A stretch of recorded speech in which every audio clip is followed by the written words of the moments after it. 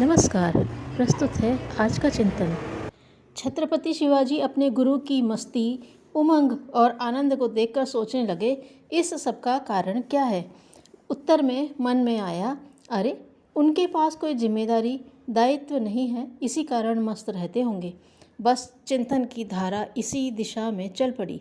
क्यों न राज्य शासन, युद्ध तथा अन्यान्य परेशान करने वाले दायित्वों से छुटकारा पा लिया जाए। मन इन्हीं विचारों में चक्कर काट रहा था कि एक दिन समर्थ गुरु रामदास आ पहुँचे। शिवाजी का उल्लास उन्हें देखकर अनेकों गुना बढ़ गया। अवसर पाकर छत्रपति ने उनसे निवेदन किया, गुरुदेव, मैं राज्य के इन झंझटों से उकता गया हूँ, इसलिए सोच रहा हूँ कि मैं भी अब संन्यास ग्रहण कर लूँ। संन्यास ले लो, गुरुदेव ने बहुत ही सहज भाव से कहा। इससे अच्छी और क्या बात हो सकती है। शिवाजी पुलकित हो उठे। वे तो सोच रहे थे कि पता नहीं इसके लिए गुरुदेव अनुमति देंगे या नहीं। शायद उन्हें बहुत मनाना पड़ेगा, लेकिन बात आसानी से बन गई। उन्होंने कहा, तो फिर आप अपनी दृष्टि में कोई ऐसा व्यक्ति बताइए जिसे राजकाज सौंपकर मैं आत्मकल्याण की साधना करूं और आपके सानिध्य में रह सकूं। गुरुदेव ने कहा, मुझे राज्य दे दे और चला जा निश्चिंत होकर वन में।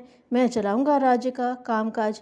और शिवाजी के हाथ में जल लेकर राज्यदान का संकल्प कर लिया।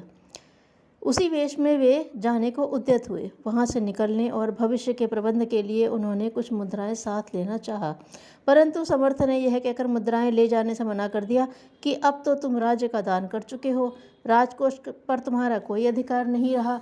शिवाजी उसी स्थिति में बाहर चल दिए। जब शिवाजी चलने लगे तो स्वामी जी ने रोक कर पूछा, सुनो, तुम जा तो रहे हो, परंतु भविष्य में निर्वाह की व्यवस्था क्या होगी। जो भी हो जाए, शिवाजी बोले। फिर भी कुछ तो सोचा होगा। सोचा क्या, कहीं मेहनत मजदूरी तो मिलेगी, किसी की नौकरी कर ही अपना गुजारा चला लूँगा। विरक्त स्वर में शिवाजी बोले, अच्छा तो नौकरी ही करनी है। मैं समझता हूँ कि तुम्हारे लिए मैं बढ़िया नौकरी की व्यवस्था कर सकता हूँ। बड़ी कृपा होगी, शिवाजी का उत्तर था। तुम यह राज्य तो मुझे दे चुके हो, अब मैं जिसे चाहूँ उसे इसकी देखरेख और व्यवस्था के लिए नियुक्त कर सकता हूँ। अब मुझे किसी योग्य व्यक्ति की तलाश भी करनी पड़ेगी। सोचता हूँ कि तुम ही इसके लिए सबसे ज़्यादा योग्य हो सकते हो। इस भाव से राज्य का संचालन दायित्व संभालना कि तुम केवल सेवक मात्र हो, यह राज्य मेरा है। शिवा स्तंभित रह गए। बस उसी क्षण से मराठों के झंडे का रंग भगवा हो गया। शिवाजी भी अब हर स्थिति में मस्त रहने लगे। एक बार युद्ध क्षेत्र में शिवाजी प्रसन्न भाव से दास बोध पढ़ रहे थे।